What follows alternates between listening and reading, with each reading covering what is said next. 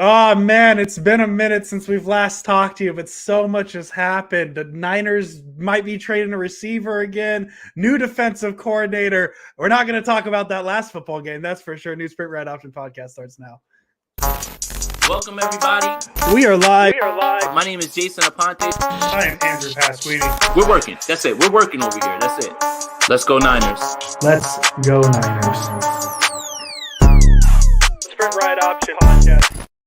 Oh my goodness, we are live. It's a beautiful Monday, and not so beautiful outside. It's very cloudy outside in Sacramento, California, so not so beautiful here. I hope it's very beautiful wherever you're at. It is a new Sprint Ride Option podcast. I am Andrew Pasquini, joined by the beautiful, the recently returned home from Indianapolis, the tall, the man I saw not a month ago in person, Jason Aponte. Jason Aponte, how you doing on this Monday?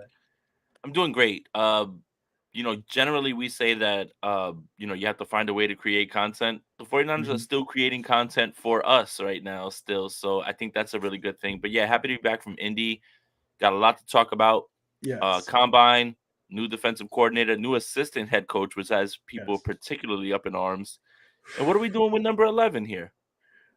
We'll find out, Jason. Another, dare I say, another boring Niners offseason with nothing to talk about. No, Jason, I'm happy you're back from the combine. I think it's my favorite thing to live vicariously through you on, through like your Twitter account and your texts, is the combine. And actually, like, I'm going to ask you for like in 6 months a reminder to remind me about the combine so I can kind of start planning on how to get out there, because like I want to go there just to kind of like, I don't even need credentials or nothing. I just want to go to see it. That sounds fun. So maybe 2025 hashtag Andrew Combine 2025. Maybe I'll get to run a 40 like Rich Eisen. I doubt it. They won't ask me to do that. But Jason, let's start there, because that's like the most. There's a lot to talk about. You mentioned it already, but let's kind of treat you as Jason Aponte, the guest on the podcast today. You were at the combine. I was not. So I'm going to ask you some questions about what you thought about certain players, all that fun stuff. I'm going to try and organize this by what I think the Niners' biggest needs are, but don't be afraid to take it where you want to go, Jason. So I'll start. I think they're going to – I think defensive line – oh, man, offensive line, though. Man, I'm going to start offensive line because there's so much there. And that's the thing. I think that was my biggest takeaway with the offensive line through the combine is I think there's going to be a lot of first-round names there. And, hey, Jason, guess what? The Niners, they have one of those first-round picks this year, so that's very nice. So I know there's a lot of names there. So, Jason, I'm going to ask you to comb through it as best you can. Offensive linemen, what do you think? Who do you have your eyes on? Is that who you think the Niners go 31 with? Give me what you think on offensive linemen. So I think right now on March 4th, to obviously talk about team needs is there because you know where the team needs to go. But I think what everyone is overlooking is free agency. Yes. And when we pass free agency and we get to the draft, which is about a month away, over a month away at this point, you're going to find out that whatever need you thought you had might not be a need. And that's why mock drafts are fun. Everyone's looking at ways to improve the 49ers. And I think obviously it's a good thing for people to look into prospects. But I think the funniest part is free agency can change however you feel the needs are. Because if you fill a certain need in free agency, then you don't have to worry about it in the draft, and it keeps you completely flexible. I think that's kind of where I am right now is the 49ers and John Lynch and his press conference and everything. It just sounds like they're flexible and everything's kind of easy. I understand we're coming off of a devastating Super Bowl loss, but John Lynch wasn't asked once about the quarterback position. And now you have 11 picks now. Yeah. Thank you, Brock Purdy. Appreciate you, man. 11 picks now, and we have free agency first and then the draft, and we're going to find out pretty quickly what they want to do with what they do in free agency. And I think ultimate flexibility is what the 49ers want and what they have, and they're kind of happy to just be here at this point. They're just happy to be at this moment. And I think 49er fans, while we're trying to rummage through all the prospects and say this guy and this guy and this guy, well, if you figure out some things in free agency, then you don't have to necessarily address it in the draft. And I think that's what makes this process so fun right now is We're looking at prospects, but it doesn't mean that it's a done deal either way. So Jason, is that your way of saying you think the Niners address the offensive line via free agency and not via the early rounds of the draft? I think there's a possibility of it. Okay. When you look at Onwenu from New England, if you're able to bring in somebody like that who's 26 years old and can be, this isn't a stopgap. Like this isn't them signing someone who is going to be, hey, he kind of bounced around and he might fit the scheme. You get Onwenu, and now all of a sudden you can do whatever you want in the first round. You could trade up, you could trade back, you could go defensive line, like you can go cornerback. I think that is the part that I think is the most intriguing, is to figure out where the 49ers head is at when it comes to free agency. And there are guys there that now can alter your draft strategy. The 49ers are in a great spot. I mean, they're in a great spot with the cap increase. They're in a great spot with how many picks they have, with what they can do, with what they need to address. It's the possibilities are endless at this point. And I think that's more interesting than just saying, oh God, they're at this pick. They've got to pick Yeah. this. It doesn't matter. Right now they can do whatever they want. And for everybody that wants offensive line immediately, I understand. But you can't tell me in the same breath that you feel that this offensive line group is one of the deepest in draft history and then tell me it's gotta be Yeah. immediately offensive That line. I think there's a lot of ways.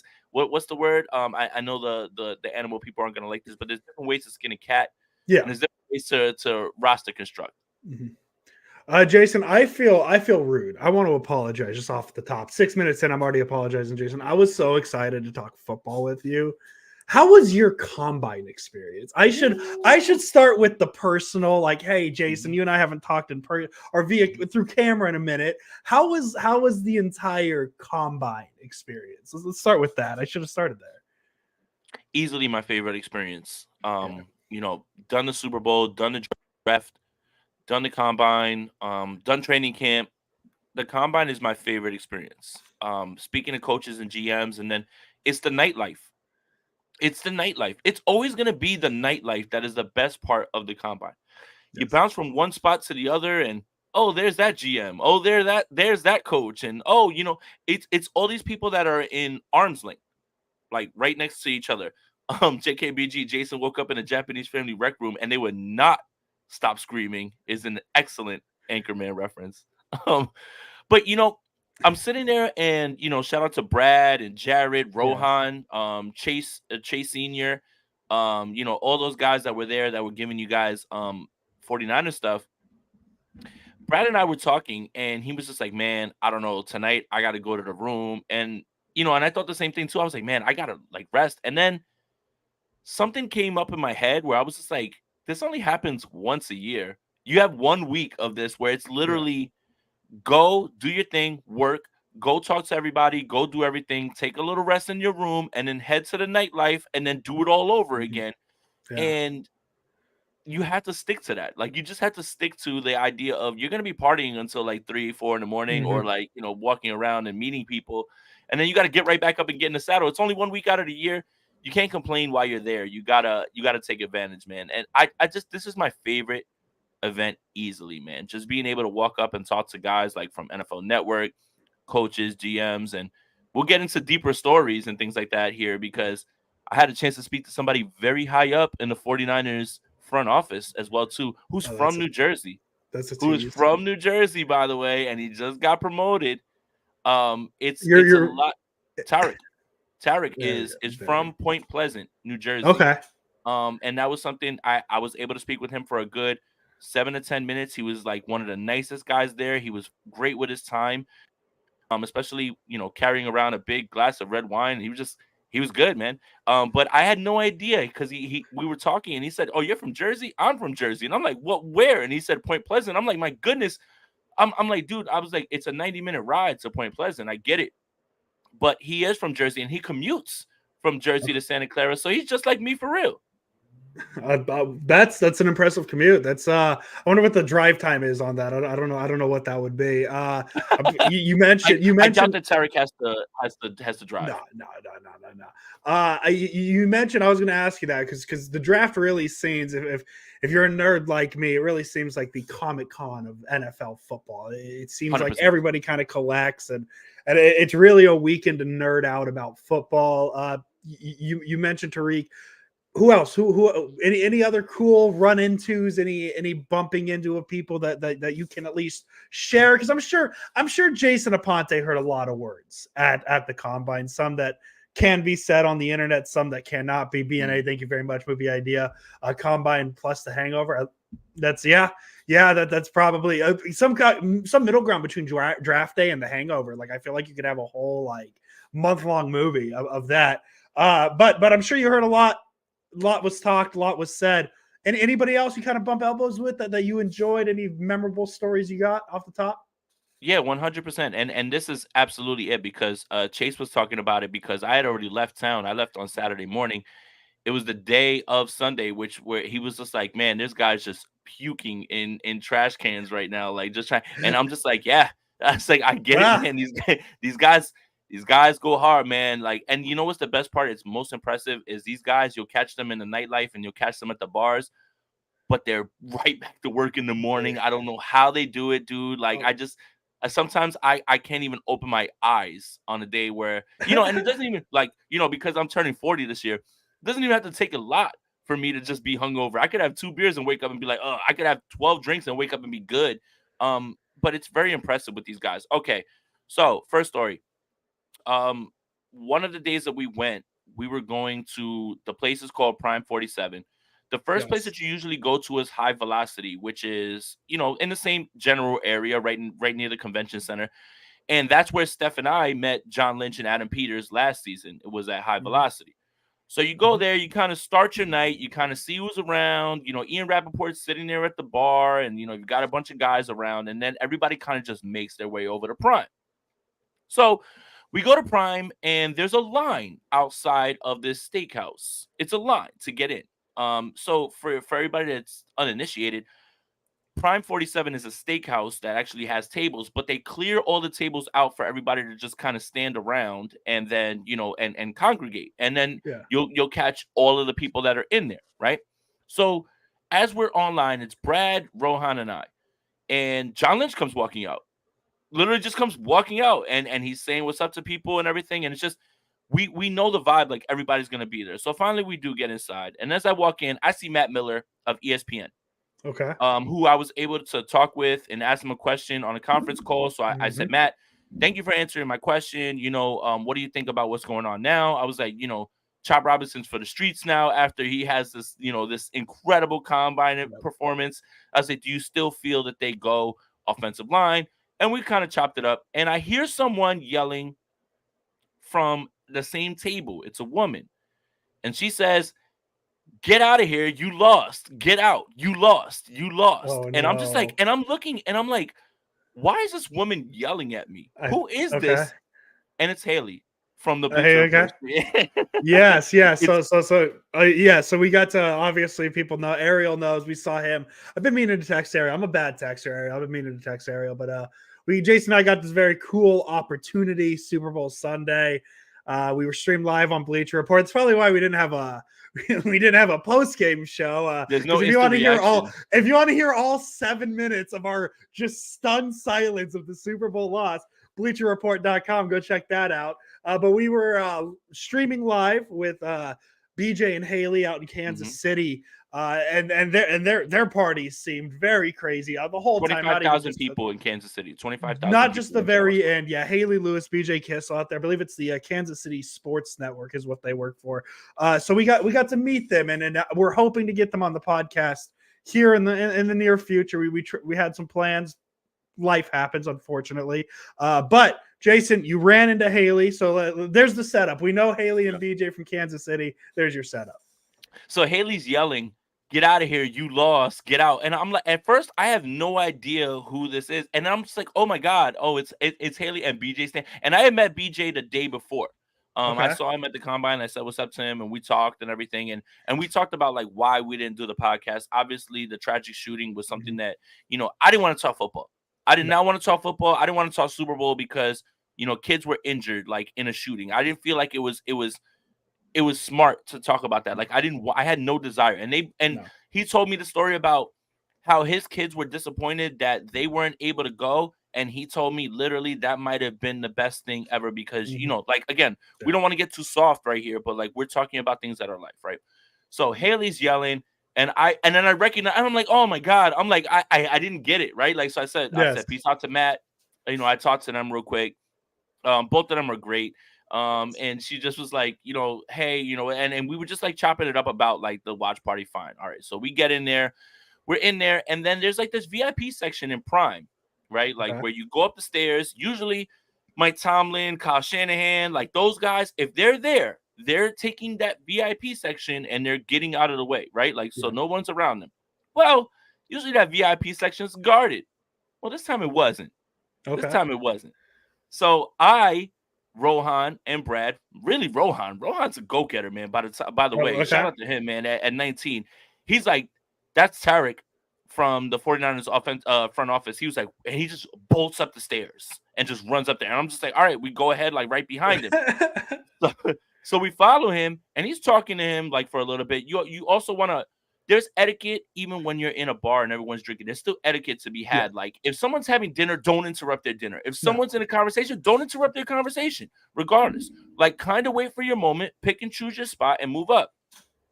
Rohan's talking to him. Finally, we were able to grab him, and I asked Tarek, and I said, I have to ask you, man. First of all, congratulations. I was like, this is well deserved. But I had to ask him. I said, how is it that your organization is able to continue to have guys promoted? Like, and you look right over my shoulder, there's Coach Mike McDaniel. I'm like, look at Yep. Coach Mike. I'm like, look at D'Amico. Look at all these guys. Look at Bobby Slowick. Look at all these guys. Every single one of these guys. I'm like, how is it that you guys are able to continue this and keep it as a family and continue to find guys? And the two words that came out of his mouth were one name. He said it was John Lynch. Okay. It's John Lynch that holds all of this together. He goes, it's John. It's always been John, and it's always been him to be able to keep things together. And I thought that was such an insightful answer, even if it is as simple as it sounds. But it's like we have these preconceived notions of who does what, who drafted who's making Yeah. this move. But he was effusive in his praise of John Lynch, talking about John Lynch is like the glue of all of this. And I Right. thought that was really interesting. Very interesting when it came to that. And that's something that I walked away with super impressed about. That's not something I can write about. That's not something that like I can, well, I'm obviously talking about it on a Yeah. huge We're here. platform right now, but still it was interesting to hear that because Yeah. everyone has their preconceived notion of who's holding this together, who's pulling the strings. Tarek was immediately saying John Lynch, and he didn't mention Kyle once.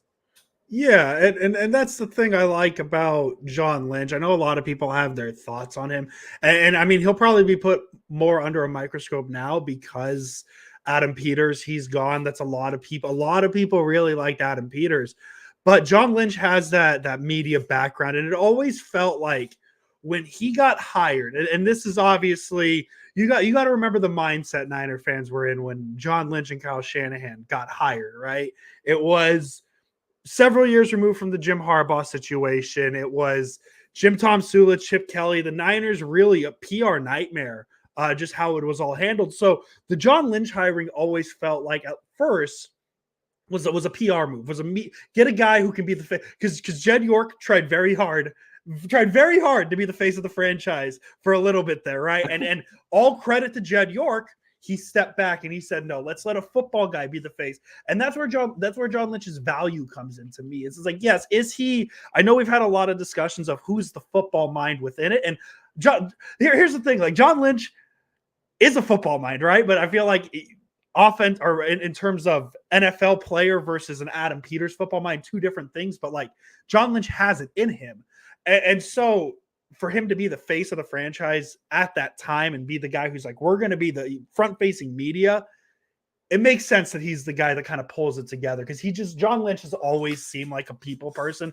Even something like I know this is something between us, but even something as small last year with him shouting out Steph for the Bosa, he doesn't have to say that stuff. Nope. He doesn't, but that's who he seems he is. And he seems like a person that people really can buy into around. And I think that's why John Lynch really works for these Niners. I didn't mean to break off into my John Lynch spiel there, Jason, but yeah, man, I'm glad you had a good time, and I'm happy you saw Haley and BJ and all them. Any other ones before we get into the story, on the field? Go ahead. The story continues. So story continues. Love it. A little bit to the John Lynch thing. 2 out of 3 years, your boy has set off the press conferences with the first question. I like it. And we had the Big Dom situation, which I'm going to finish this story and we'll get to the Big Dom Big Dom. Sirianni story. Love Big Dom. Okay? Yeah. But huge Andrew Pasquini, huge Big Dom guy. But right after that, we get done. I don't want to take up too much of his time. And I understand he's trying to relax. He's got this big glass of red wine. He's trying to, but he was very nice. Didn't know. Shout out to Tarek, Point Pleasant, New Jersey, lives in Philly country. That's not easy. Yeah. So that's done. And Coach Mike's over my shoulder. And I've spoken to Coach Mike every single time that I've had a chance to speak with him. Like any chance that I've been able to run up on him. The first year, it was me asking him a Mike Jones question off the record before the press conference. It was the next year where I ran into him at the same place, and he said, "You're the Mike Jones guy I remember." Don't know why he remembered me, but he did. And then I got my shot, and of course, I told Brad and I told Ron, I was like, I am gonna run straight up to Coach Mike, and I'm gonna talk to him. So we walk right up, and I'm like, "Coach," and he's like, "You again?" He was like, "Didn't you ask me a question?" He was like, "Didn't you ask me a question at the press conference?" I was like, "I sure did." I was like, "I asked you about HN and Mostert. Are you going to be able to keep both of them?" I was like, "I'll be honest, Coach, that was a fantasy football question." I was like, "I'm trying to figure out what I need to do in my draft. Are you going to add anybody else?" And he's just like, "Hey, man," he's like, "It's good to see you again." And I just said, "Look, Coach, congratulations, man. We're happy for you. We love what you're building over there. We're always rooting for you. Everything that you have going on, man. We love it." And he just was like, "Thanks again, man." He's like, "I appreciate you." And it was always just a good conversation. Now, let's fast forward or rewind. Actually, not fast forward, rewind to the day before. So the first day that we went to Prime, we walk in. It's not as crowded this time, and we got there a little bit earlier. By the way, Prime 47 really goes up at 1 o'clock in the morning and doesn't close until 5 because of all the NFL people that are there. Yeah. So we get there. And I look to my left, and I asked Brad, I was like, "I know that face." And he goes, "That's Kellen Moore." And I'm like, "Oh." I'm like, "Okay." Offensive coordinator of the Eagles. Right behind them comes Sirianni. And then right behind them comes Big Dom. It's my guy. Dude, the funniest part is, we make all these jokes about, Big Dom and being security. No, he is literally rolling around all the time with Sirianni everywhere. Literally, he's just standing there. And for those that want a description, Big Dom is in a sweatsuit, a flex grip, all black hat, and on the back of it, this part, it says Big Dom. Oh, literally, he literally went to a Lids and was like, "Can you put Big Dom on the back of this?" Italians so much, man. And so they're there, they're saying what's up to some people, and then they leave and they get into this big black sedan, which is like a Escalade, like that type. And Big Dom's the driver. I was gonna ask, is Big Dom the driver? Yeah, he's the driver. Big Dom is literally the guy that makes sure that Nick Sirianni has no issues anywhere. So let's backtrack even a little bit more. Let's backtrack even a little bit more, just a little bit more. Okay. So the day of John Lynch's presser, Howie Roseman is scheduled to speak on the podium right next to us, and then Nick Sirianni. So Nick Sirianni sits in his seat, and I'm pretty sure you saw Brad's picture of them, both there. Yes. Howie Roseman stops his press conference because Big Dom's talking to Mayoko, Lombardi, Barros, Jennifer Lee Chan. They're all asking him, they're all asking questions because everybody wants the content. Roseman stops and he yells on his mic, "What are you, John Lynch's security now?" And Big Dom says, "Big 49ers fan." Yeah, I saw that. Why are we booing that man? He's a big 49ers fan. What is this, man? So as it goes on, and you guys can check out the video on my Instagram, wherever it is, on YouTube as well too.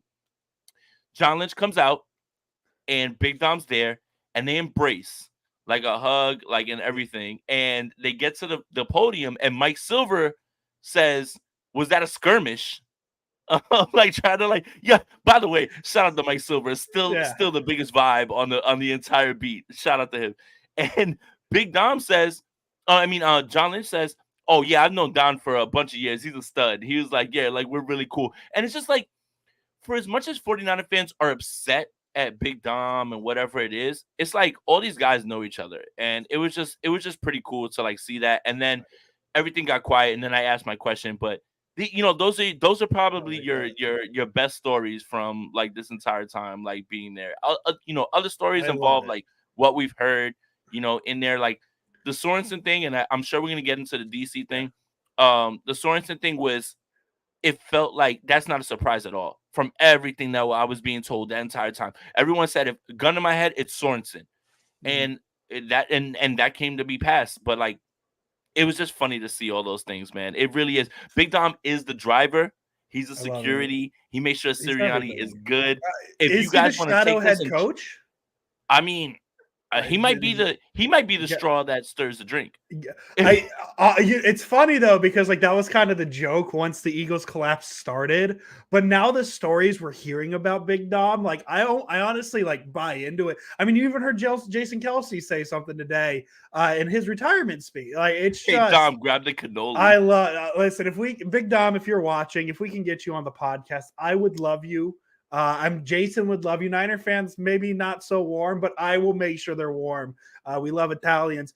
Jason, last one I want to ask you, and I apologize if I get the name wrong because I don't know if you've heard this, Jason. There's a lot of former 49er family members involved in this draft. Hmm. So I apologize if I get it wrong. And maybe you said this story on Twitter. Yeah, I believe it was Frank Gore Jr. You were the one who broke the news that he I had met did. with the Nine. So how how Didn't get how, how does didn't get all the credit. I didn't get. I tried. I tried, Jason. I tried. I defended you. I said it. Nobody liked it or nothing. That's okay. How did you get that information? Like how does well not revealing too many secrets, but how did you break that? So when you're in a scrum, and obviously there's one moment in this combine experience that is marred by someone trying to make themselves the story, Mm, right? When you're in a scrum, it's kind of who's the loudest, who's the fastest, who can articulate their question the quickest. yes. So I get down to running backs, and in my head I'm just like, all right, what do the 49ers need? They don't necessarily need a running back, but I still have to get down and get some content. And I got down there late. But we get to Frank Gore's thing. I'm standing next to Brad, Mayoko, all those guys are in the front. Everyone's asking questions about Frank Gore, his father, similarities in their game, what your father's told you, all Mm, those things. Nobody's asking if the 49ers met with him. So I, loudmouth from the back, yeah. um, Frank, have you met with the 49ers? And he said, yes. I was like, informal or formal? Informal. Now, an informal conversation is just him talking to his dad, who is now a part of the 49ers front Yes. office, right, at this point. Yes. Yes. But Yes. that Yes. was it. That was it. That's literally it.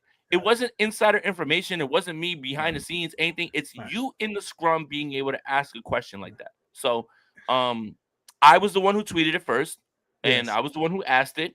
Anyone who was there, like, you can't lie. I asked it first, and I was the one who got the information. But when you see, like, Mhm. Brad was the one that kind of brought it to my attention when we walked away. Because, like, Sleeper sending out, oh, it's per this guy and per that. And I'm like, per who? Like, per who? Me. So, like, Yeah. aggregation, it's a dirty game, man. This is very It dirty just, game 24/7. oh, it's a, That's just it's a, how many hours a day, weeks per day, you know? it's a dirty game Days per for week. someone to Yeah. get the credit that wasn't at the Yeah. combine and you be the one who actually asked. But I understand now, like, why so many people get worried about, like, hey, like, so when we do the John Lynch interview, right? Or when we do the John Lynch, like, press conference, none of those guys ask questions. Mayoko, Lombardi, Jennifer Lee Chan, Barrows. You know why? Because they're going to get alone time Mhm. as the beat with him, right? And they'll ask their own questions. That's why when you see the things that came out later on about Juwan Jennings, all those things, those guys get those behind the Yes. curtain, like because they're beat. They're the beat. They're allowed to do those things. But I understand completely why everything is weird. Like, the aggregation game is crazy, but it's just it didn't bother me. and it still doesn't, because I don't care, man. Like at some point, like it, as long as like I know what I did and all that stuff, but like Mhm. yeah, it's a dirty game, man. It really is a dirty game when it comes to like the aggregation, because you're like, it was tough for a little while for me to see like per this guy and per that guy. Frank Gore had a meeting. It's per fucking me. Per Like Jason. I literally, it's literally me. Jordan Elliott, sports. Thank you. I'd like to wish Jason a happy 2-year anniversary of his first screening of The Batman, a historical day that will not. I remember where I was March 4th, 2000. What would the 2 years 22 be? I remember exactly where I was. Well, Jason, I'm glad you had a good time. I'm very proud of you for not asking Frank Gore why he's afraid to compete. Very, very proud of you for That's asking a real insane. That's question. insane. That's Look, that. I know that. I wanted to make a reference to it because look, that's just look, such a wild way to ask a question. look. You do have to have a little bit of gumption. Go first. Like I'm running out. Like my question, everything. Yeah. Have it rehearsed, everything. There's etiquette, and there's Yes. something else that needs to be said, right? Yes. Like even Yes. like if you notice the video of me asking John Lynch the question, there's a long gap of silence. Yes. So my loudmouth ass is just like, all right, like it's up, like I'm going. Like, don't cut the young man off when he's saying good morning. If you want to ask a stupid ass question, at least allow him to, have the moment to say good morning. And shout out to Caleb Williams for everything Yes. that you want to For say. handling He that. answered Yeah. that question better than I would have, because I would Mhm. have just said, hey, get him out of here. Like, get Yeah. him Goodbye. out of here. Like, he doesn't deserve to be here anymore. And the problem is, so many people want to be at the combine. So many people want to be able to ask those questions, and you are giving the ammo to the fact that they should probably cut down who's allowed to go. And Yeah. that's the thing. Is that there's I someone agree. who got denied who would have asked a better question, and you got in and you wasted your question, and now you're a joke on the internet. And you know what? I'll be honest. This is the last I'm gonna say about it. If he would have kept that question up and that tweet up, I would have respected it far more than him deleting it. Stay 10 toes and get cooked.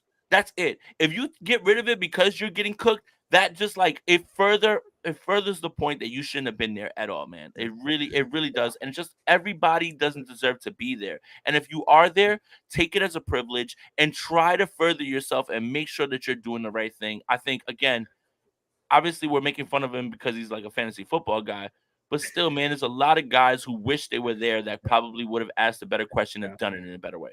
Typically, if you're going to start a question with "Are you afraid?" probably not a good Are you question. are you scared to compete? Are you The number scared to one compete? consensus overall pick, a Heisman Trophy winner. He's scared to compete. Scared to compete. Jason, we got all your fun stories out. Before we get into the DC stuff, just kind of give me some players that stood out. Just kind of a quick list of a few names that stood out to you. Nothing too crazy, and then we can start talking about some defensive coordinator stuff, huh? Oh man, Chop Robinson. Yes. I was a fan first, and you're for the streets now. Yeah. Yeah. I mean, Yeah. I don't see him getting any further than Buffalo. At this point, needing an edge rusher, I don't see you getting any further than that. Um, the thing with Chop is the elite traits are there, but the production's not there. So a lot of people have a skepticism and a high like bust rate on him. And I get that part. But that's the same thing with Mims from Georgia. He's only played 8 games at Georgia, but he's 6'7", wingspan, fast, everything. Like, this is what's the most intriguing part about evaluation, the combine process, the draft evaluation process is betting on traits. Do you bet on traits? Do you bet on production? Because there's a lot of Yeah. guys that produce in college that don't end up doing anything in the NFL, but do they translate to the NFL? And I think that was the thing that I was looking at the most. So Chop, I saw him getting mocked at 31st. I think it was Mel Kiper that like had him at 31. Um, it makes sense in terms of he has all the attributes of a D Ford, and this team has been chasing D Ford since they had D Ford Yeah. literally on the outside. So it does make sense. But when you're looking around and you're looking at production, it's a give and take. Um, what I walked away with Andrew Pasquini is when you look at Sorensen safety, right? All the guys that they were looking at as defensive coordinators, they're all secondary guys. All Yes. secondary guys. And they met with a lot of cornerbacks. Could this be, Andrew Pasquini, a philosophy change of building the defense from the outside in now? Like going Okay.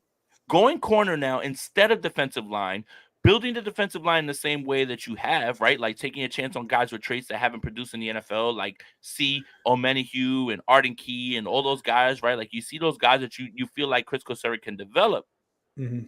But it does feel like there's a little bit of a philosophy change because even Merritt from Kansas City, defensive back guy, all those things, it feels like the 49ers are just like, man, we need to like build our secondary a little bit more. Yeah. And I think that's really kind of the takeaway.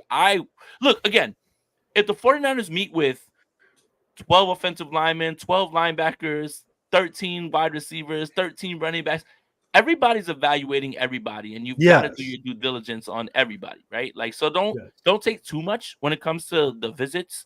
Shout out to Steph. If you guys want to know who the 49ers have met with, her tracker is as in-depth as it gets. Yes.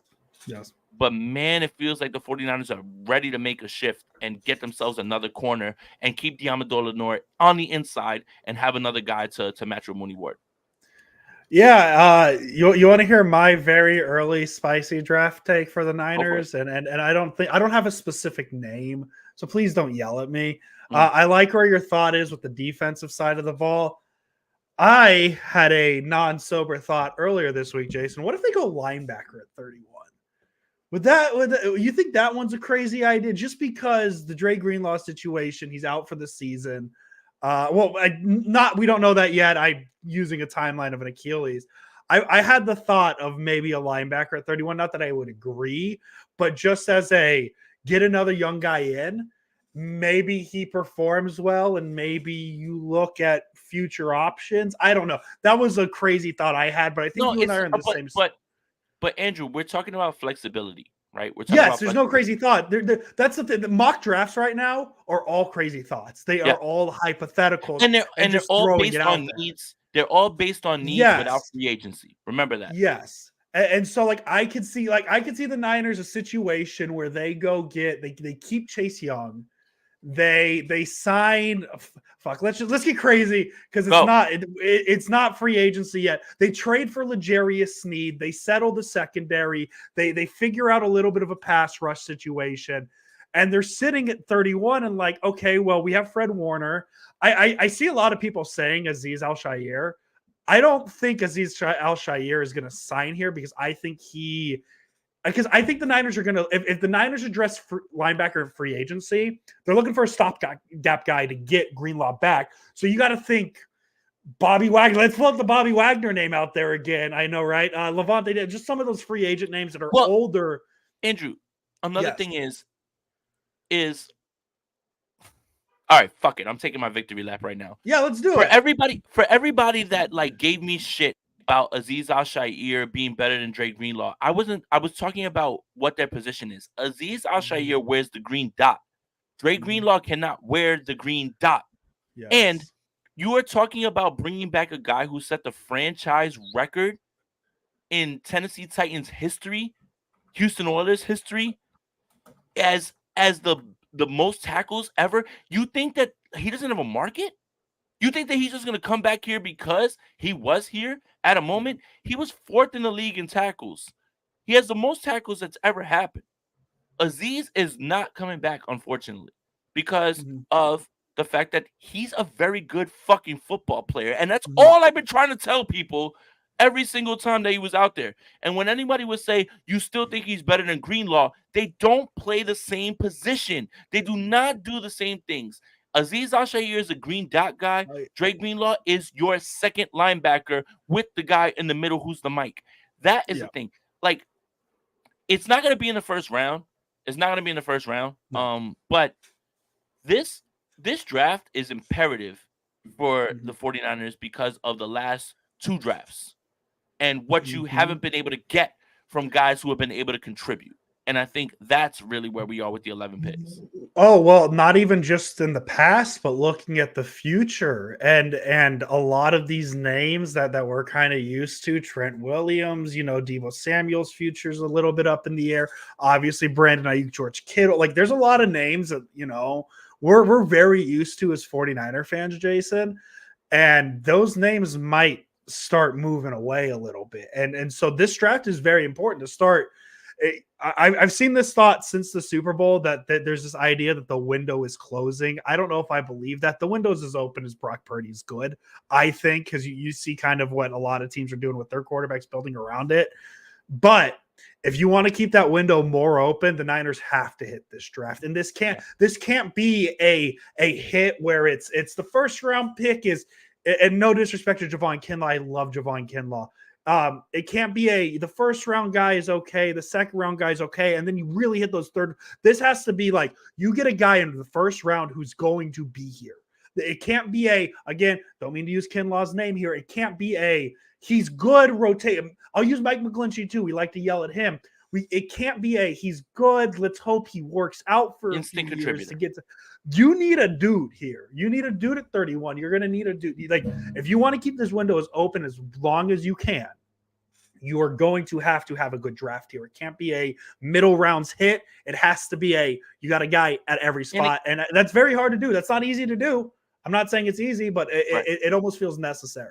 And it can't be he'll be good in 2 years. He'll be good in 3 years. Yes. It has to be instant contributors. Like the only way you're able to keep this window open is if you are having guys come in for the cheap and be contributors. You can't be you've already kind of drafted guys and said, well, it's a redshirt year. Well, next year. Well, 2 years. No, the reason that you're in the spot that you are right now up against the cap, and they'll figure out ways to get under the cap, and I guess that ties into the Brandon Aiyuk thing, is because you need to hit on guys right now. Like, you have to hit on guys right now.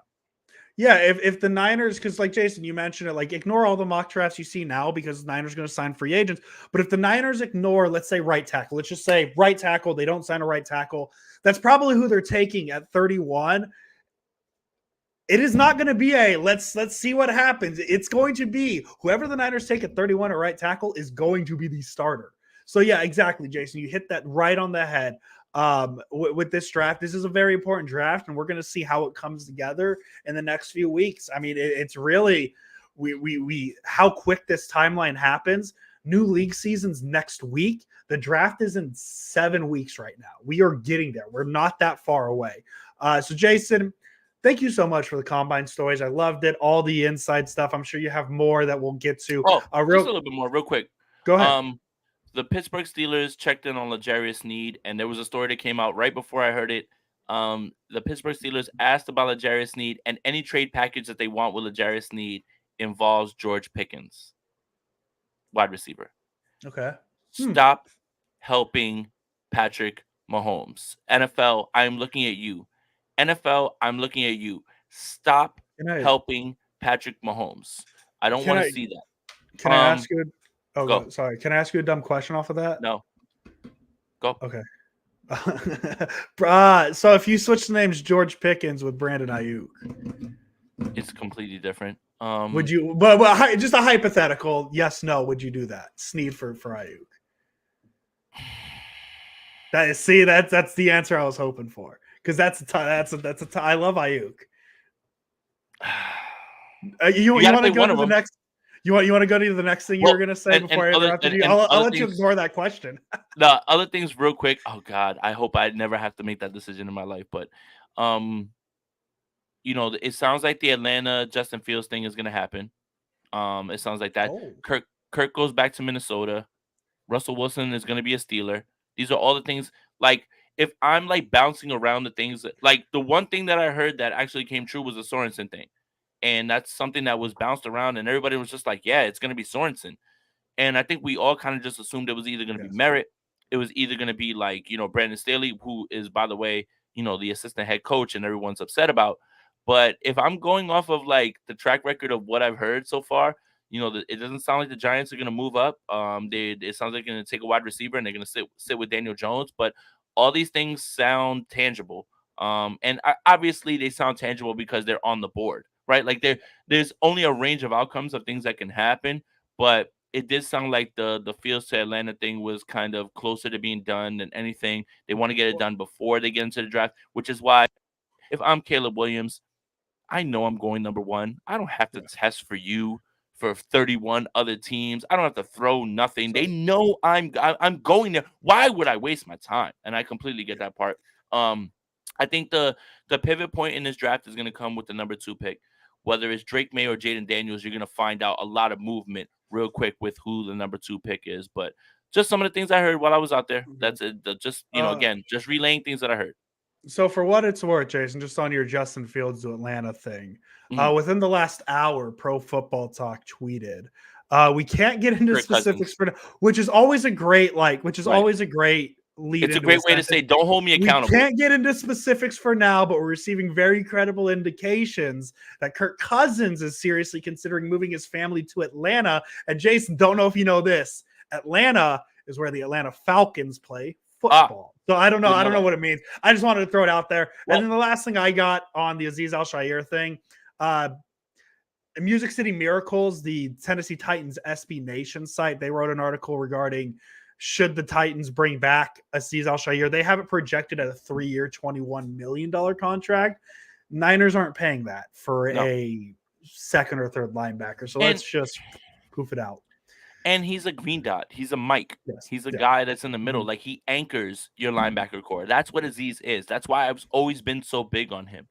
But when it comes to the Atlanta Kirk stuff, what I heard is him back to Minnesota and them taking Penix in the second round right Okay. behind him Ooh, I to love keep it going.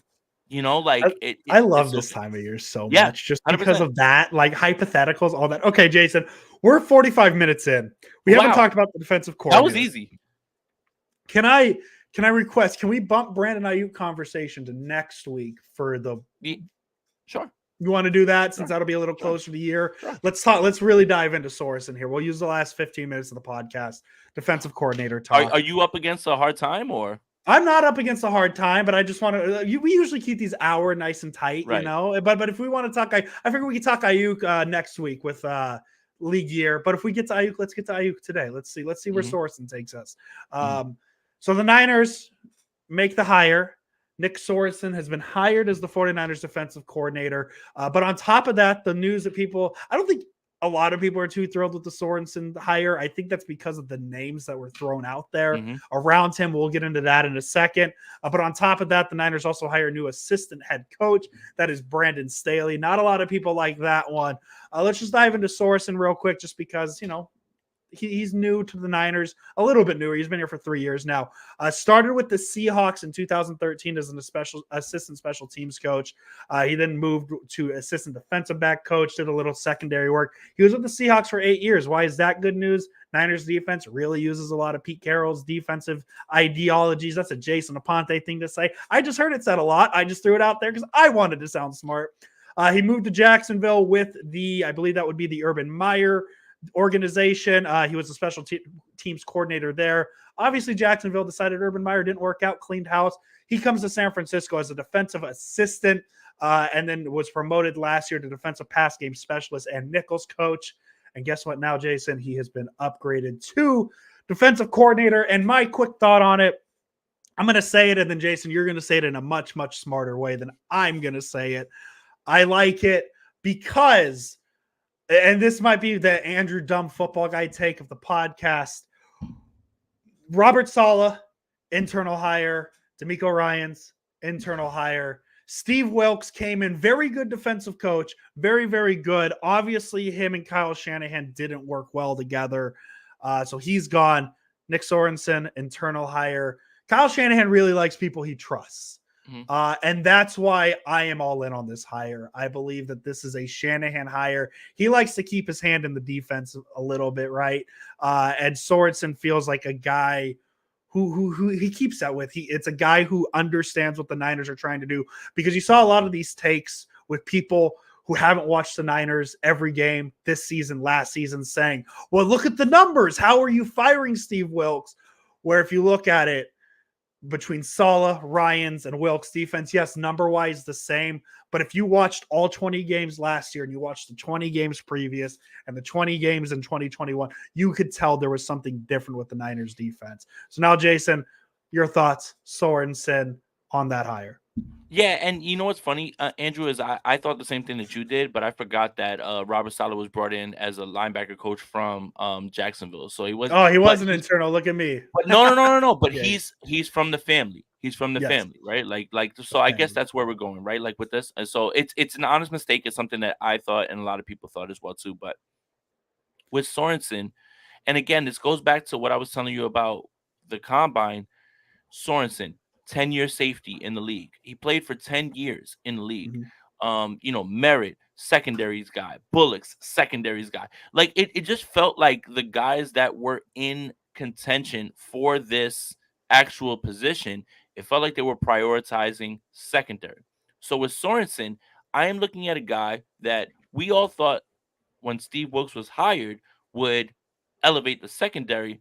But I think we have a better shot right now with Sorensen to elevate the secondary because he's played. And I think a lot of the stuff that we forgot about Steve Wilkes and many people forgot was that Steve Wilkes wasn't a play caller. He's only called defensive plays 1 or 2 years out of his time.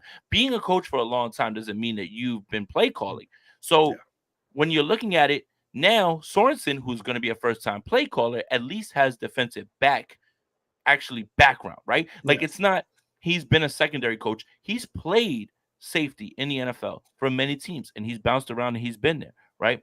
So I look at that and I look at the way that they've been interviewing and it just feels like there's a shift coming, right?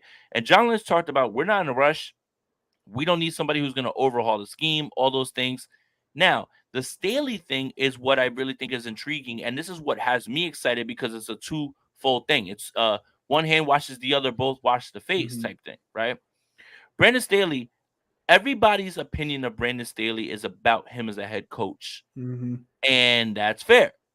But you forget that when you don't have to oversee an entire team, their game plan, all that stuff, and you just focus on the defensive thing, you lost sight of the fact that Brandon Staley is one of the better game planners and Yes. understands how to attack personnel, understands how to make his secondary and everything and his defense fluid against personnel. So, my conspiracy theory, tinfoil hat version of this is Sorensen's going to call the plays, but Staley is going to oversee the game plan defensively. And Mhm. for people that say, well, where are you getting that from? Anthony Lynn was a running backs coach for the 49ers, and he was a former head coach for the Chargers, by the way. And I'm sure that he had much more of a hand in the run game Mhm. portion of the game plan in the same way that now Brandon Staley is going to just hone in on not only being the assistant head coach, but him being the guy that can game plan and let Sorensen call the plays. Everyone is conflating everything that's happened with Brandon Staley as the head coach and forgot that Brandon Staley is very good as a game planner defensively. And that's why everyone Yes. should chill out. We got to wait for the results and why this two-part hire and this two-part promotion feels like it's in unison and everything that they're doing right now is to make sure this defense is in the best spot they can possibly be in. That's it. That's it, bro. That's it. Yeah. Look, Well, the 49ers run two high safety looks more than almost anybody in the league. Well, guess who's the godfather of that? Disciple of Vic Fangio, Brandon Staley. It's fine to say that Brandon Staley flamed out as a head coach because I think that's mhm. absolutely fair. But stop misremembering Brandon Staley, the defensive coordinator, the guy who can only focus in on defense now. That's why I am so good with this entire move.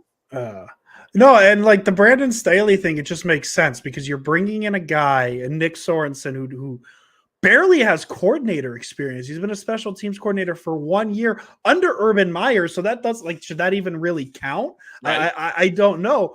But then the other thing is people talking about him as a head coach. Hey Jason, do you know who else was a really bad head coach? Who? He went 11-41 in 4 years as a head coach.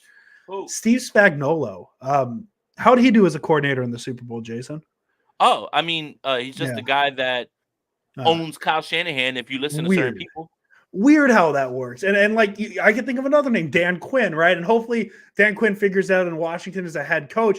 But also, this is a position that not just only benefits the Niners because of everything you said, the game planning, Sorensen takes pressure off Sorensen, but it also helps Brandon Staley because he is trying, I guarantee you, he is trying to prove that he can be a head coach again, especially with how bad it went, because you can't say it didn't always go bad for Brandon Staley. I mean, you got to remember the 2021 Chargers kind of took a step, and then 22 before that playoff loss. And I don't know how he was brought back after that Jaguar playoff loss, but he's probably looking for another head coaching spot. And I don't know, can you think of a team that's had a really good track record in recent years of not just getting coaches hired as head coaches, but defensive coaches hired as head coaches? Can you think of it? The 49ers, that's really, really weird. So it works for both the Niners. It works for Staley. If you want to yell at it because of who Brandon Staley is as the head coach, well, I got good news for you. Kyle Shanahan's still the head coach of the San Francisco 49ers. Nothing is going to change. I don't even think Brandon Staley is going to touch anything offensively. Like, it's just people, like, we live in a society, and always a great time. Great sentences always start with, we live in a society where we just see a name and we instantly like, well, he was bad. Well, that's not how this is. He's not the Niners head coach. He's not even the defensive coordinator. He is here to help Nick Sorensen learn how to be a defensive coordinator, because kind of like it was with the offensive line. Anybody the Niners draft in this draft needs to be ready to make an impact day one. Nick Sorensen needs to be ready to make an impact day one. You know what helps him? Brandon Staley. 2 points. None of you were up in arms when Anthony Lynn became the assistant head coach. Mm-hmm. He flamed out with the Chargers, completely flamed out. Mm-hmm.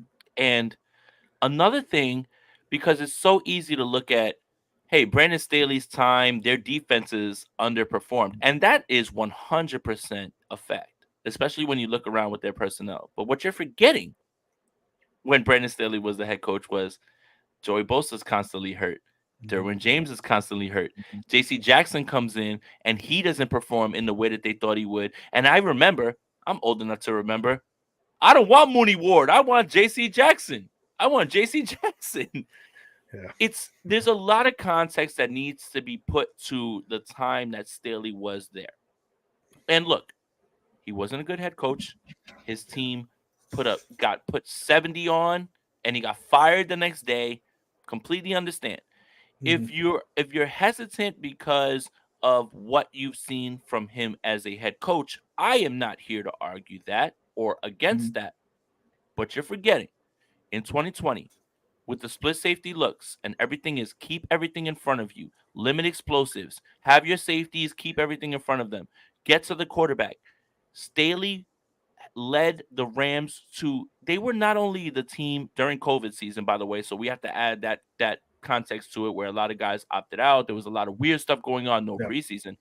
They were far and away the best defense in the league. They gave up the least amount of points, the least amount of yards. Does that have to do with Staley? For sure. Does that have to do with the fact that Aaron Donald and Jalen Ramsey were on that defense and they had a lot of good guys? For sure. But I think, again, the hesitance to be excited about this is weird to me, because he's just the assistant head coach, and he's only going to oversee the defensive game plan. When Anthony Lynn was hired as the assistant head coach and run game guy, no one batted an eye, and he did just as poorly as a Chargers head coach. And I think that the other side of it is too, it's a lot of people bashing this hire before we've even seen it. And it's like, well, a lot of people were very happy with the Steve Wilks. I mean, Jason, this podcast was very good with the Steve Wilks hire last year. Yeah. We thought it'd be a good step. And obviously that didn't work out. So it's one of those things. Like, I guess I understand people seeing Brandon Staley's name and associating him as the bad head coach. I understand it, Jason. As you said, we can't tell you you're wrong, because the head coach thing did not work. Just the good news is he's not the head coach of the San Francisco 49ers. And that's just really what it is at this point. And I'm excited to see what Sorensen can offer. It seems he has pretty good experience with the Niners defense and what they plan to run. Jason, I just want to read this quick one sentence thing from his Wikipedia. if I may. So Sorensen actually went to Virginia Tech. He started as a quarterback. He wasn't a safety right away. In 1999, Sorensen moved from quarterback to defense, turning over the quarterback duties to the team's talented freshman, Michael Vick. Wow. And that year, Vick took the Hokies to a national championship. Shame. No shame. Nick Sorensen was like, do you think Nick Sorensen saw goat. him? Sorensen saw Vick throw one football and was like, I'm going to play defense now. I'm going to play defense. What other spot you got for me? I love it. Jason, we're at an hour. You want to get into Aiyuk? Yeah. Let's get into Aiyuk. So Jason, and there's really not much news. This is just more our thoughts on it. Yeah. Niners kind of in another situation they were in a couple years ago with Deebo Samuel. Brandon Aiyuk contract coming up. His 5th-year option was picked up. He's going to play this year, maybe with the 49ers, obviously, but the Niners need to extend him at some point if they want him to play on the team. Jason, I don't think my opinion should shock anybody here. I have been heavy on the Brandon Aiyuk as a true wide receiver one. I don't think it's very possible to do, but if you're trading a receiver, I don't think you should trade Brandon Aiyuk, and I don't think you can trade the other guy this year. Right. And I'm not trying to say trade Samuel. What I'm saying is just keep Brandon Aiyuk. Pretty simple. I think it's pretty easy. They gave you $30 million in cap space, but I'm very confused. Okay, so Jason, explain it to Andrew. Okay, so the Niners had like $1 million in cap space. Then the NFL was like, hey, we just found a bunch of random money laying around. Thank you, Taylor Swift. Why is the Niners cap space lower? Like, I'm very confused where that $30 million went. So a lot of it has to do with money on the books right now. There's those incentives that haven't been hit that'll come back to the 49ers. Look, I don't pretend to know about the cap, anything like that. That's where my question's coming from. Right.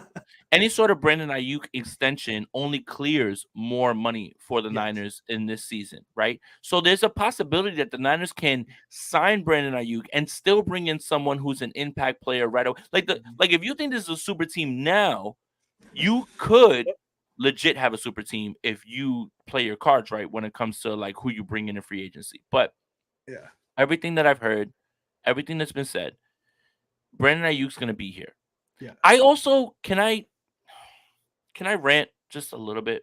You could rant whatever you want to do, Jason. This is your YouTube channel. So Mike Evans gets signed today. Yes. A 2-year deal, well worth it. Mike Evans has done things in the game of football that no other receiver has ever done. And I believe that the fact that people are looking around, first of all, let me just say this. No, Brandon Aiyuk is not better than Mike Evans. Not today, not tomorrow, not Sunday. Not on any Sunday. No. Mike Evans is 30. So if you want to say, I'd rather have younger Brandon Aiyuk than Mike Evans, that's fine. But don't fucking disrespect somebody who has done something that nobody has ever done in this league. And the only reason that you feel like that about Mike Evans is because Mike Evans has put up 1,000-yard seasons since he pulled up to the league, regardless of his quarterback. Okay? Regardless. No one else has done that. Not Jerry Rice, not Terrell Owens, not Megatron, not Randy Moss, not nobody. Not Julio Jones, none of them. But the reason that you feel like that is because Mike Evans doesn't have those spike years of 1,600 yards, 1,800 yards.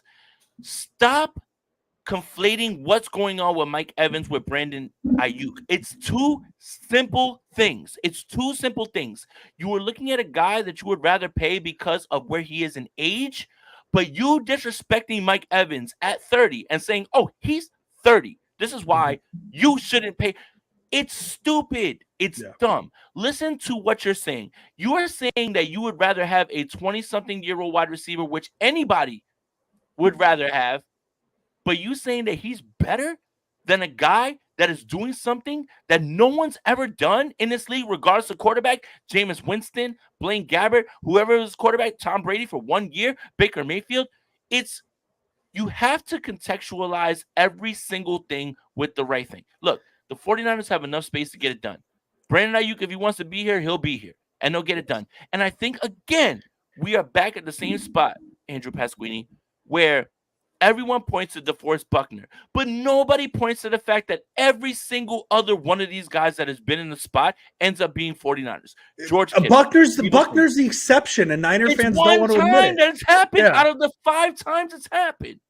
You It's one remember time. when we went? Remember when we went live for the 2021 draft around the Jets pick because we're like, well, if a Debo trade's happening, it's happening here. And guess what? Guess what? Never happened, Jason. Nothing happened. And Nothing it's going to be really funny when this like inevitably, because like I don't want to say it inevitably drags into July, August, but what have the Niners done in the past, Jason? These things tend to drag. We're going to find out if Aiyuk gets traded here shortly. Like if he's going to get traded, it's going to happen soon because the Niners.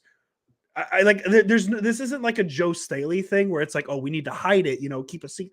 No, because the Niners, if they're moving off of Aiyuk, they need to make plans like now.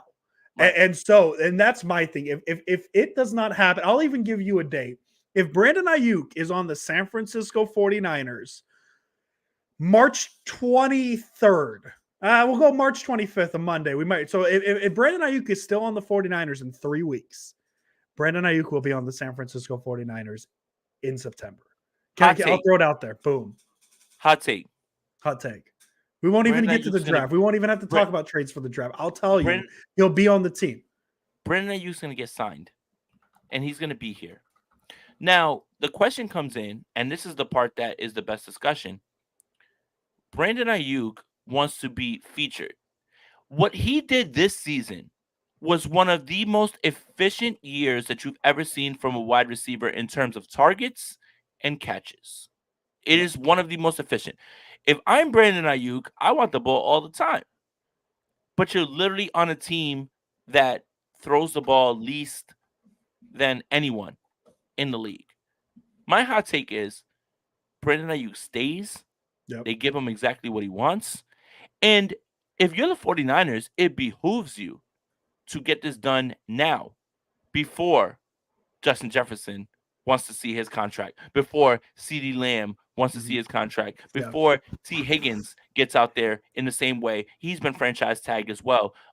Michael Pittman, same thing, franchise tag. If you're the 49ers, give him what he wants now because the price only goes up. But Mike Evans' deal,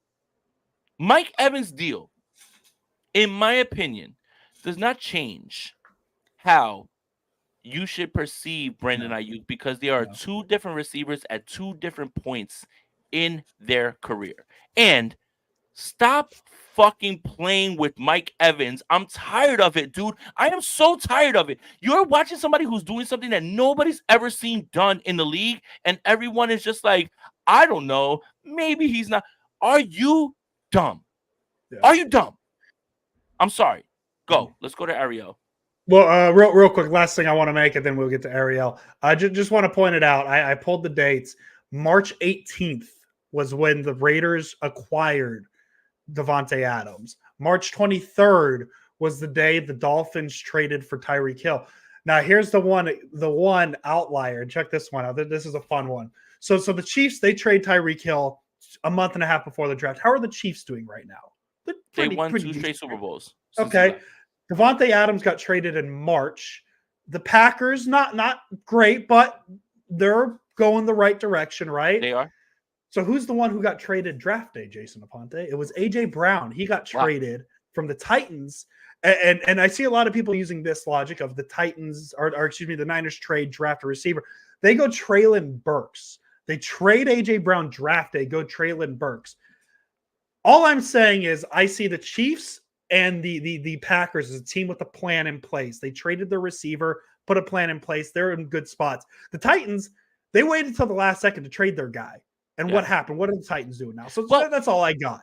That's all I got. If the Niners are trading Aiyuk, it's happening within the next 3 weeks. If they are not, I don't want to hear it. Andrew, you're a Family Guy guy, so let me bounce a Family Guy reference off you. A boat's a boat, but the mystery box can be anything. It could be a boat. Yeah. And that's, we've always wanted those things. A boat's a boat, a pick's a pick. Yes. It could even be a reliable wide receiver. You know how we've always wanted one of those things? Yeah. It's look, there is a nice little discussion, and there's a dichotomy of I'd love to have picks. Picks are only good if you hit. But when you have a known commodity, which is why so many teams are just like, hey, I want to give up the crapshoot. I want to give up the crapshoot of the draft for a known commodity. I, as a betting man, I want to take what I know. And what do I know? I know Brandon Ayuk's a dog. But you could have a draft pick and take a wide receiver, and he might be better or as good as Brandon Ayuk, but it could end up with you not having a guy anymore. And one thing that Brandon Ayuk is on his team, and this is not me disrespecting Debo Samuel, this is just a plain, objective fact. The only receiver that can create separation on his own, regardless of the scheme, is Brandon Ayuk. Nope. And that's why Brandon wants to have his bag. He deserves his bag. But for you to sit there and say, I'll take a pick and we'll take a guy and hope that he's better than Brandon Ayuk or the same thing, stop it. Please stop it. I like known commodities. I like things that I can set my watch to. I can set my watch to Brandon Ayuk being open all day, every day. That's my end with it, Pasquini. Perfect. I love it. Hey, let's get Ariel's question here. The opinions on KJ Wright. I'll give it to you, Jason, and then we'll get up out of here. KJ Wright's going to eventually be the defensive coordinator of this team down the line. He just is. If you notice like KJ Wright like doing his breakdowns on his YouTube channel, whatever it is, he's incredibly smart. And we're taking a guy from the Seattle, Legion of Boom that I feel like was the guy that nobody talked about. None. Yeah. Like they never talked about him. KJ Wright's your next guy. That's going to be a defensive coordinator that's going to follow D'Amico and eventually get the 49ers a compensatory pick. I love it. Let him be quality control for now. If Sorensen flames out or if he gets poached from a new team, which is completely possible, then you keep moving up. This organization is incredible in building and bringing in guys and understanding what they bring in terms of value. I love it. I love the move. So Jason calling his shot, and when Nick Sorensen gets hired as a head coach in 3 years, KJ Wright stepping in. Yeah, that's your new defensive coordinator. I like it. All right, Jason. I believe we are at a good time. Hour 15, extra long episode today. I want to ask you the most important question, though. Go for it. In the podcast with it, and for the off-season people who like the off-season, this is some of the content you're going to get. How are we feeling about our Yankees? Oh man, if we're going by spring training, we are so fucking back. Juan Soto. Okay. Juan Soto. Don't ever leave. Don't ever leave. Hitting home runs every single game in spring training. Don't ever leave. Jeter Downs making a throw from short left field, jumping, reminds me of another guy that it's just he's okay at baseball, and he wasn't a good defender, and he was carried by his teams. I love stats, but most overrated player in baseball. Most overrated player in the world. Only like 5 other players have more hits than him. 100% most overrated player in the world. How are we thinking about our Yankees? March 4th, we're so fucking back. We're back. Okay, I love it. We are literally back. Love it. Love it. I'm excited. I'm excited to follow the Yankees. I did not watch Sting's last match last night. Didn't buy the pay-per-view, but I saw it. Hey, Jason, if you want to see something crazy, go look up Darby Allin's spot last night where he jumped off a ladder through 3 glasses of panes of glass. Wow. Like real glass too. Like his back bled in an instant. I want to keep it a buck. Yes. Jared Bailey. Jared Bailey. Shout out to Jared. We love him. Love Jared. We love him. Love Jared. Jared, we were in the same hotel room. We stayed together. Yes. I watched AEW, that last Sting, public, right? Like I guess it was Sting's last match for regular cable viewers. Was last week Dynamite? Yeah. Yeah. Was it Wednesday? Yeah. So Dynamite, Sting's last like televised. Yeah. There's a lot going on in wrestling right now. Yes, there is. You're watching Sting in his last few, and honestly, man, I think a lot of people are starting to get Sting's impact now. And I think it's good. Everybody's giving him his flowers now. You're watching that, and then you're watching You're watching The Rock Dwayne. literally take a doo-doo on everybody who is like upset Dude. about the Cody Rhodes thing. Is like Dude. the Cody. Did you see the him 20 literally minute? putting out a video and being like, "Shut the fuck up," and like all that. No, Like, dude, it's the so best good. part of it was The Rock going, Cody, I want to tell you this, man to man, fuck your story. That Dude, I'm not a big Rock guy. Like I know everybody likes The Rock. I'm whatever on The Rock. It was just past my like age. But man, Hollywood Dwayne is where it's at. Did you see that? Did you see the the only important thing that critique I happened on have, SmackDown? Andrew, the only Yes. critique I have is it's this. It's not this. It's this. So wrestling fans think that he's trying to signal. So did you see SmackDown on Friday? Did you see the did. important thing that happened on did. SmackDown where The Rock went to do, if you smell, and then Roman's like, hey man, we don't do that shit unless you acknowledge me. It's clear, but it's clear and what's Dwayne about acknowledged to happen. him. It's clear, but it's clear what's about to happen. Yes. You're setting up The Rock to turn on Roman, all those things. You're setting all that up. Like you're setting it up. And it's fine with me. But you know what? What's Andrew? My question is, the WWE had a plan in place for what they thought WrestleMania was going to be. And when they saw the backlash, they immediately pivoted and turned it into something completely different. That's where I'm really interested in it because I don't know. Right. I really don't. And that's honestly what I'm excited for because I don't think Dwayne turns. I think we are getting a Avengers Endgame finish. Okay. Because the past couple of weeks we've had a lot of people being like, "Hey Cody, like if you need to beat Roman, you're going to need friends." And so I think like the Avengers are going to assemble and wrestling's amazing. And yes, this is very predictable that Cody's going to win, but like it's going to be such a view. It's going to be such a sight. It's going to be amazing. I'm very excited. We'll talk WrestleMania more in a couple weeks here because football. Wait a minute, all Andrew. that. I don't want to dive too deep into wrestling. No, because I'll just keep talking.